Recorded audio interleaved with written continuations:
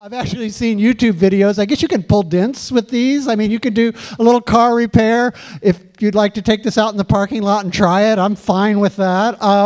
Another thing that I've seen done is you can use them actually to, well, I can just stick that right there. That's actually really helpful.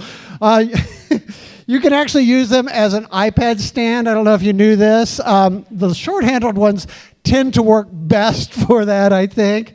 Or you could be an old-timey jazz trumpeter. I think that they use those a lot. It appears that this guy is using a cup plunger, if you were wondering, to make that awesome old-timey jazz muted trumpet sound. But here's the thing I'd like to say to you this morning, that you can do all of those things, but can we agree that's not really what it's designed for? In fact, some of you have probably used this thing in a toilet and been like, this sucks. I don't know why they designed it this way. It doesn't work. And you're right, because you were using the wrong tool for the right job, I guess. Sounds weird to say, but we do that all the time. And those of us who kind of, and this will hurt the heart of people who know tools, this won't bother the rest of you. Like, I came home one time, speaking of using the wrong tool for the right job, and my wife was helping by hanging a picture, and she was driving a drywall screw with a digital torque wrench. And I was like, no. And she didn't understand at all why that didn't work, and some of you don't either. But there are things in life like this that, like, they sort of work for something else, and you might use them with varying bad results, but they're not really designed for what you're using them for. And in fact, the thing that works best is the thing that's actually designed for the problem. And I deal with that all the time. I kind of have a mechanical mind. So, and I know you guys do this for different reasons. Like, if you know how something's designed and people are using it wrong, I don't know why it bothers me, but it does. Like, in fact, people tell me things like, like, hey man, I wanted my car to go faster, so I put premium fuel in it. And I'm like, that's not really what happens, because, you use premium fuel if you have an engine designed for premium fuel and it keeps it from detonating earlier, but just putting it in another car just costs you more money, doesn't add a bit of power, and in fact can take power away, but people don't know that, Now you do. I'm just venting here a little bit, or sometimes when people go like, I want the air in the vents to come out hotter or colder, so I turn the thermostat up or down. That's not the way that works either. I'm just venting. This feels good. Like, I don't have Facebook, so like, if you want the air to be hotter coming out of the vent, it's not like there are elves shoveling coal down in your basement. The thermostat just causes the same warmth of air to stay on longer or go off shorter in order to reach a certain temperature. So turning it up to 90 doesn't make it any hotter. It just makes it stay on longer. So anyway, all of those things, and I'm sorry, I'll stop venting, but like, when you know how something works and then someone's using it in the wrong way, you kind of want to just go, hey, that's not what it was designed for. Now, we really, I swear to you, if this is your first week, we've been talking about more than like toilet plungers here at Action Church, but we have been talking about this idea of Genesis, and Genesis simply means the origin story of something. Genesis, we think of it as a book in the Bible or sort of this religious thing, but it's not. It's the origin story of anything. So a few weeks ago, I told you the origin story of Home Depot, and like, hey, Bernie and Mark, they got fired and they started Home Depot. A quick, sort of an elevator story of how that happened. And I've told you different things, like how the typewriter keyboard came to be, which is why you can't type text now, because it makes no sense on a cell phone at all. And so we've also been talking about the origin story of the earth, which is found in the book of Genesis, which means origin story. And it just starts simply with, in the beginning, God created the heavens and the earth. That's the whole point of the first chapter of Genesis. Now, it gives a little bit of detail. It breaks it down into like 6 days and a day off, but truthfully, the thing about it is it really is a story, as we've said every week, it's a story of why the earth was created and why things are the way they are, but not how. If you read the book of Genesis and are expecting to find like how to make an earth, or you think you understand all the science that went into God creating the earth, you don't, because it simply doesn't tell you. And in fact, it's just like if you know the origin story or the Genesis story of Home Depot, it doesn't tell you how to start a home improvement superstore. It just doesn't. It's the why, it's not the how. Now you know that this is not actually originally designed to be a toilet plunger. You still don't know how to mold a toilet plunger at home, because that's not the point of the story. The point of the story is why they were created and not how. And that's never more clear than in what we talked about a few weeks ago, where I just talked about how man and woman were created, kind of like the story in Genesis 2 where it says, so the Lord caused the man to fall into a deep sleep. And while the man slept, the Lord took out one of the man's ribs and closed up the opening. So if you read this as a how-to, you're going to be really disappointed if you go home and go all weird science and try to make a woman. I tried it when I was 15. It doesn't work. It's impossible. But this is sort of the why men and women exist. This is the why of family. This is the why of marriage. This is the why of still thousands and thousands and thousands of years later, I don't know how, but men and women still exist together, even though we're completely different. And in marriage, when a man and woman get married, they form one unit that's incredibly powerful and incredibly successful at raising a family. And this story, up to Genesis 2, is a story of perfect community. It's a story of a perfect combination of God, and a perfect combination of God and man being in community together and being in relationship together without strife, without judgment, without shame, and then woman joining in that because God said man shouldn't be alone, which is still true today. And so it's a perfect community between God and man, and not only man and woman, but then nature, perfect community. The word that the Jewish Bible would use is shalom, which means just this perfect place, this perfect community. Eden, we would call it. No shame, no struggle, no lying, no sin. But then we learned in chapter 3 of Genesis the origin story of sin. And to kind of sum it all up, Paul, as he wrote to the Romans years later, said this. He said, yes, Adam's one sin brings condemnation to everyone, but Christ's one act of righteousness brings a right relationship with God and a new life for everyone. Because one person disobeyed God, many became sinners, but because one other person obeyed God, many will be made righteous. And this is the story, and it's hard to sort of grasp because it doesn't feel right to say, yeah, but just because Adam sinned, that means that I live in a world of sin? Yes, it does. Now, you know that if you've ever flown on a plane, but just because one guy, Richard Reed, put bombs in his shoes, as we talked about last week, you have to take off your shoes at the airport because one guy.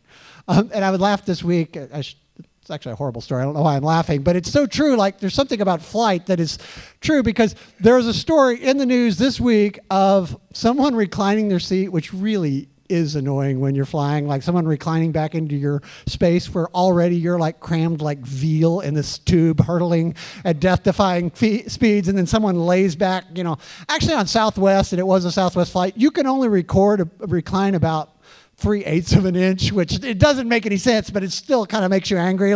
So the person in front, imagine, came back, and I don't think this is the right reaction, but the person behind choked out that's what happened in the news. So because the one person reclined and the other person reacted by choking them, they diverted the whole flight back to where it started. And so imagine 500 people are diverted and their trips ruined and their day ruined because one person choked the guy who leaned back, even though we've all thought of it. Don't do it, obviously. So here's the thing, one person does ruin everything, and that's Genesis 3. That's the story of how this perfect place designed for community between God and nature and man and woman, shalom, family.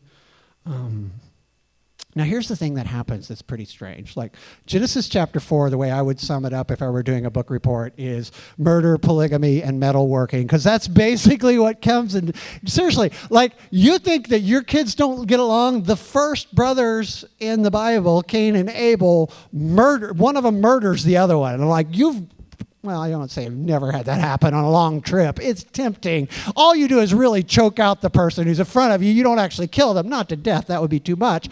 But really, the first story of two brothers is murder. And then there's metalworking, which I think is cool. So they started making tools with bronze. And then there's the first guy who's yeah, it's kind of hard to decide. And I don't even know how many women there were then, but there's already a dude marrying two women, which is really confusing. I'll admit to you when I don't understand things from Genesis because there's two ways this could have happened, which neither one are good.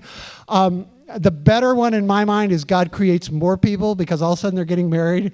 The other way is you're like marrying your sister. I don't know how this works because if you think about it, if there's just one, never mind, don't even think about that. But like somehow they're marrying people right away, and then this one dude's like hugging all the chicks because he starts marrying 2 women. It's a mess.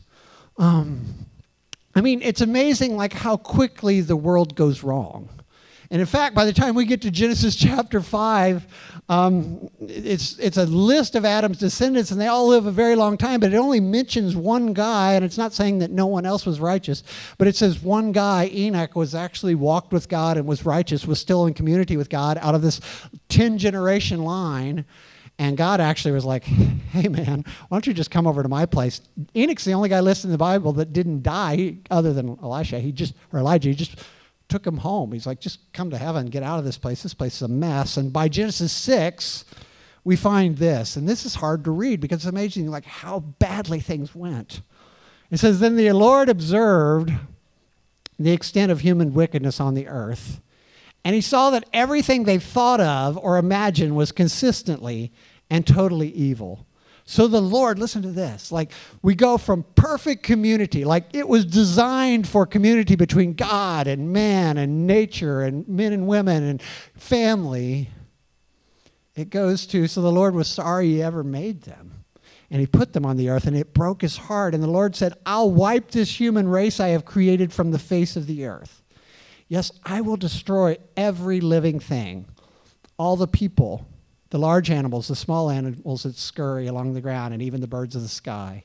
And I'm sorry I ever made them. But Noah found favor in the eyes of the Lord. Now see, this is a difficult place to be because the story of Noah is so difficult. I know, like, our daughter was young. We had the cute little people ark, and if you have it, sorry to spoil it. But it's like this cute little thing with 2x2. The animals go in, and there's like 7 animals for some reason. And Noah and his cute little roly-poly gray-haired wife, and it's awesome. But this is a completely different story because it's awful. Like, everyone dies except for this one family. That's how bad the earth is at that point. And it wasn't designed that way at all. So here's what I thought we'd do this morning and why I'm up talking to you and bringing plungers, and I'll talk more about that later. But if we just read through that, I mean, I read it like pretty much a 6th grade level when I read out loud, and it wouldn't be that interesting.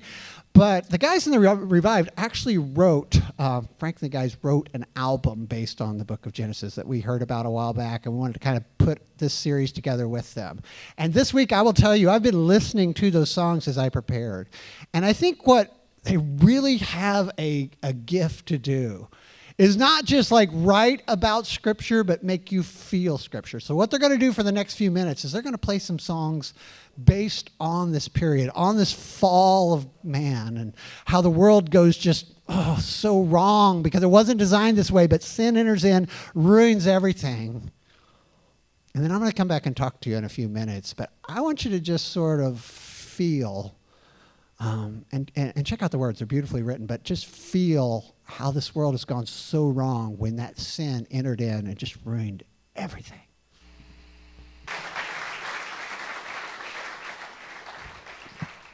See what I mean? And thank you, guys. See, it's easy to think of these stories as just that, stories about, and we don't even think of them as people, but just characters from long ago.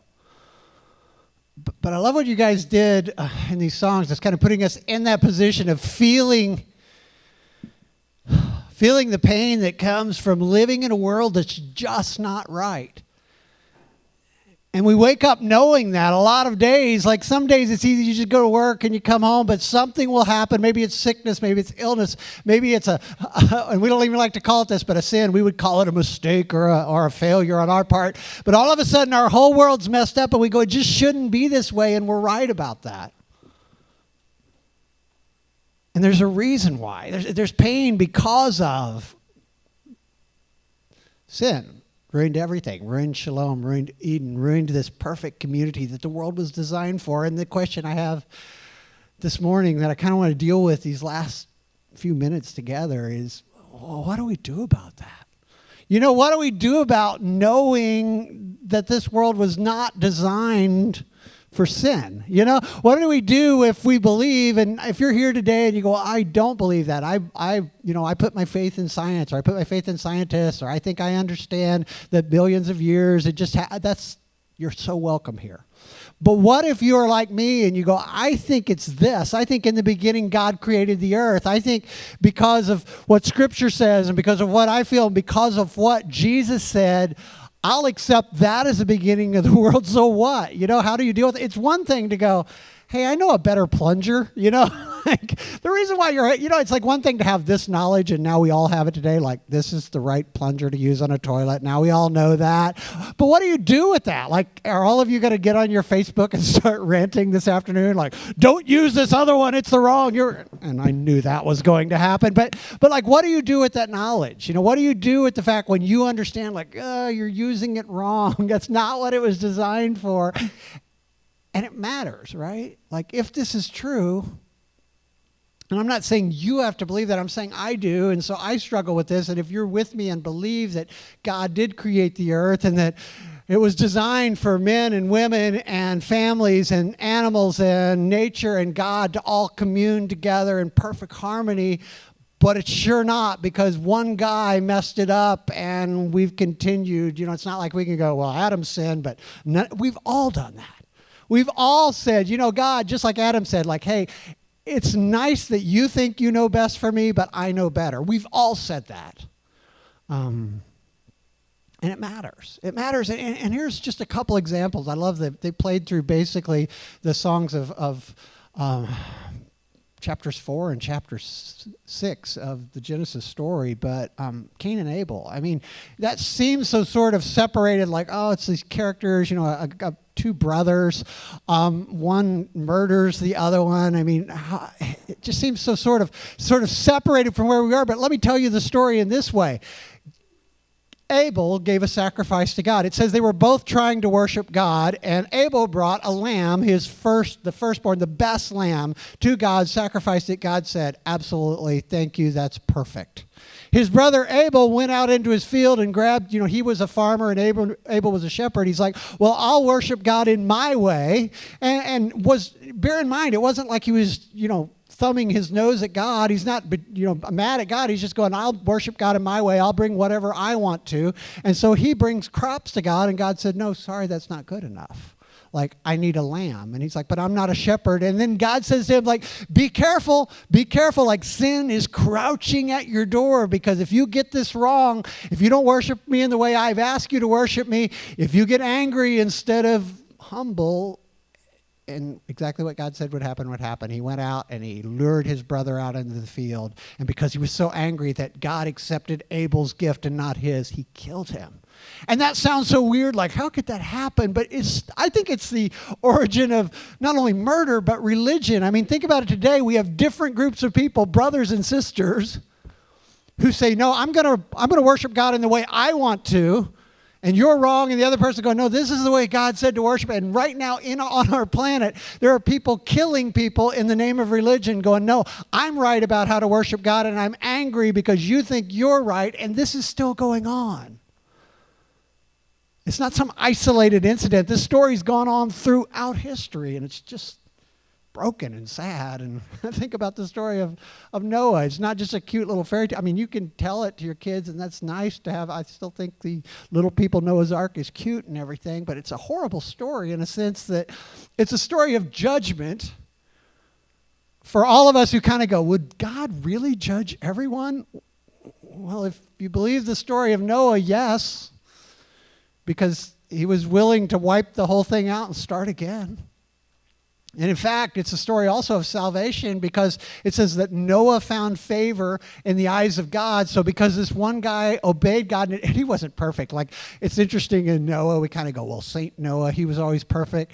And if you watch the movie, it's nothing like that, trust me. But Saint Noah, actually, the first thing he does when he gets off the ark, and I don't blame him, because it's hard going on like a long trip with your family, but after all that time in the ark, he plants a vineyard, makes some grapes, gets drunk and naked. That's the next thing we hear about Noah. So he's not exactly like perfect.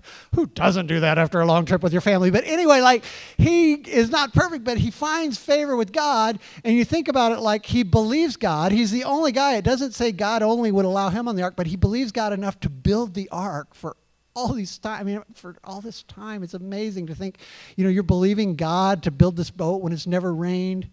And so it's this mixture of faith in God and works on our part, but yet we couldn't save ourselves. And it's sort of a picture of Jesus coming and this whole idea that God will judge, but there's always salvation available. And it's just messy, but it's still true today. So what do we do with that? So I want to end this story kind of going out of Genesis. And could I ask you one thing? Like, I realize that we called this series Genesis My Idea because it is the origin story, and we've got through like 5.5 chapters, and the story of Noah is a pretty big one, and I kind of go, oh yeah, and he built an ark, and everybody else died, and he was fine, and he got drunk, and he was naked, and that's the end of the story. But I know that's not the end of the story, so I figure if Star Wars has like 8 episodes now, can we come back to Genesis? Because I really like to do this again, but here's where we're going to end up. And I thought, well, what do we do with this information? Like what do we do if we believe this? And let me tell you, if you're a follower of Jesus, I'm going to like kind of put on you to struggle through whether you believe this or not. Like I'm fine if you come in here today and you go, I don't believe this. Don, you're sort of ignorant. I know science. And that would be fine with me. I would go, okay, I've been called that before. I've been called worse already this morning. That doesn't bother me at all. But if you go, hey, I'm a follower of Jesus, but I don't know about the whole Old Testament thing. I don't know about the whole creation thing. I don't really believe that. I want you to struggle through that because Jesus believed it. And Jesus taught it. And in fact, when he talks about it, he talks about that so much that it's impossible to sort of, you're going to have to, I'll just say this, like if you kind of go, well, I want to believe in Jesus, but I don't want to believe in the Old Testament, you're going to have to meet Jesus someday and explain to him science because he doesn't appear to go along with what we consider science today. So I'll just leave it at that. But here's what I want to say, like, what do we do if we believe it? Like, you don't have to, but what if we believe it? Like, what would we do even, as silly as it is to go, you're using the wrong plunger. I mean, come on, like, how would we deal with that? And so I want to kind of let Jesus tell us, because Jesus spoke about Noah and the ark. And I just want to read something to you, and there's something in here I want to pull out and kind of end this series with, because it matters how the world began. And knowing that sort of changes everything. And once you know it, and I mean know it, like, and I know there's faith involved. There's faith involved in everything because none of us were there at the beginning of the world. But putting your faith in this as being the origin of Earth, it changes things for you. Because then you would go, well, sin isn't just breaking some arbitrary rules. It's going outside of the way God created this earth. You're using it wrong. That's why you're unhappy. That's why it doesn't work. That's why there's so much anger. That's why there's so much pain. That's why there's death. That's why there's murder. So I just want to read what Jesus said. Let's let Jesus end this series for now, and then we'll come back maybe at some later date. Matthew 24, it says, when the Son of Man returns, this is Jesus speaking. Jesus always calls himself the Son of Man. It's like a football player like that. He didn't go, when Jesus returns, he's given himself a nickname. When the Son of Man returns, it will be like it was in Noah's day. So Jesus believed in Noah.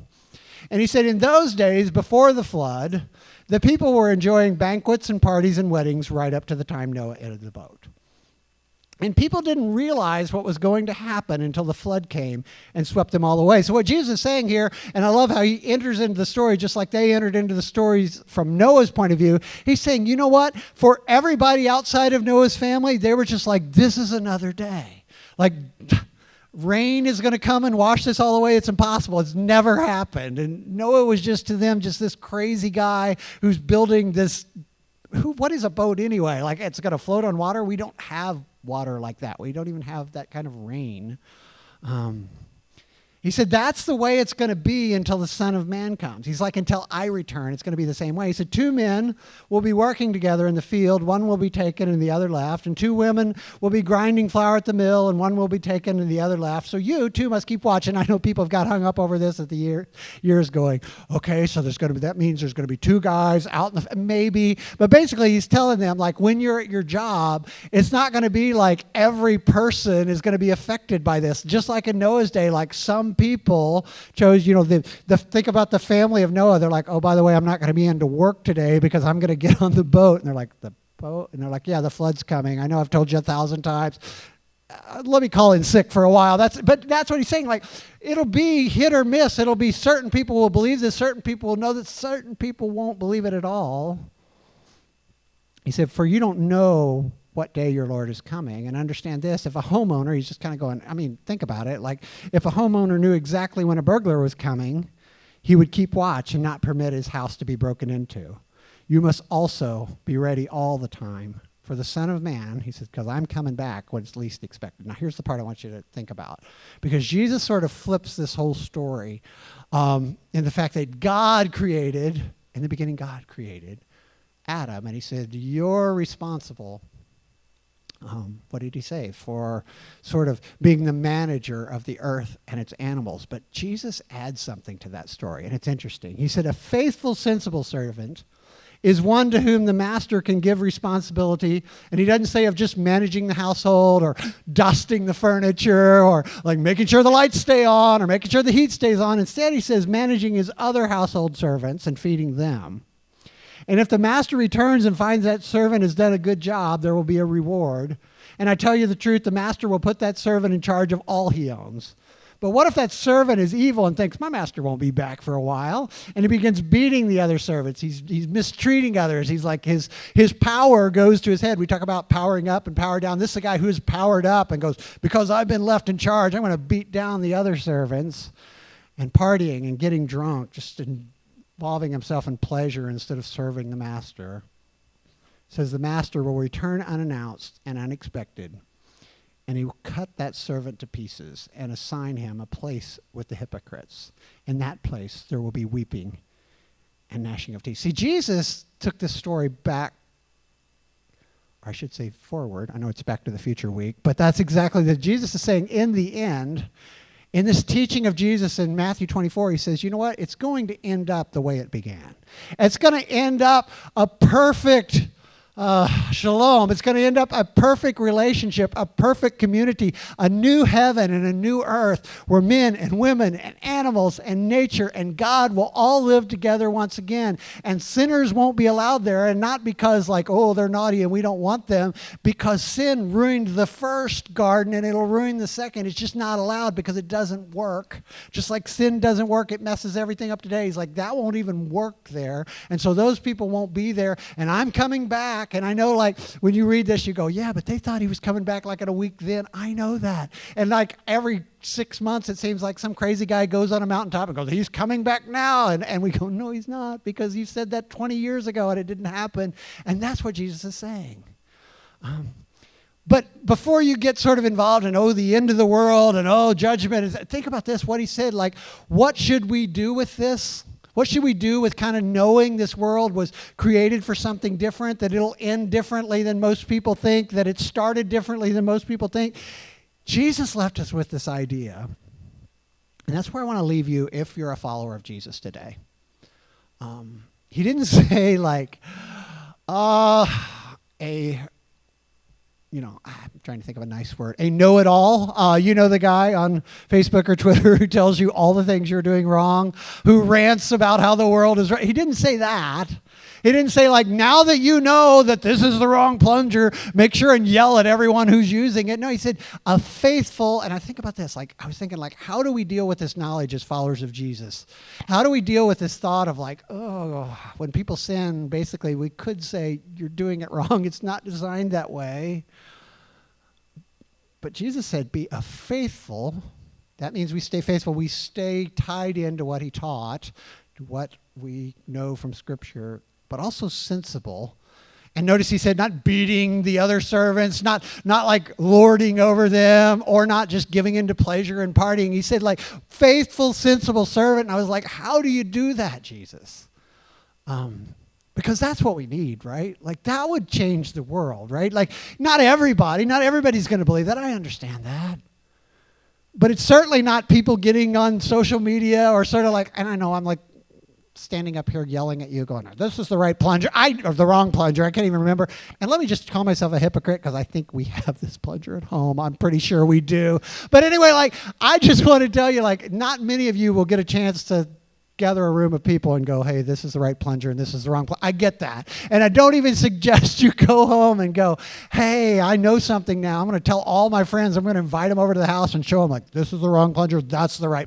And I don't suggest, like, you go home and go, hey, this is the way the world was created, dummy. And, like, you think science is right. Let me tell you, 6 days. That's what I don't. But it matters. And so how could we do? I was thinking, like, how could we be faithful,